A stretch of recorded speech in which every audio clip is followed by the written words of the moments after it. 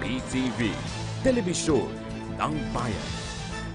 Nilinaw naman ng Malacanang na walang halong politika ang pagkaka-aresto kay Senadora Leila de Lima.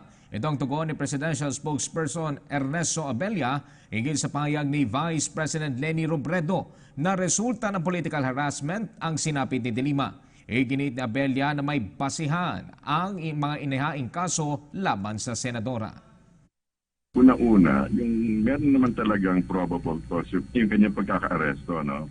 Probable cause. Yung linawin po natin, yung kanya pong kaso ay kriminal, hindi po ito political na bagay.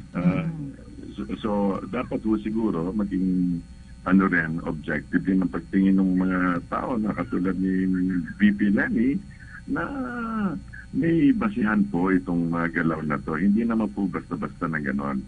Siguro po, nagpo-project siya sa mga bagay na familiar siya, pero yung kaso po, yung itong mga pamaraan po ni President Duterte is based on facts and based on yung mga sa batas. At yan po muna ang mga pinakamainit na balita sa mga oras na ito. Manatiling updated gamit ang aming social media sites. I-like lamang po ang aming PTV Facebook page ay follow kami sa Twitter at PTVPH. Ako po si Ralph Obina. Magandang hapon.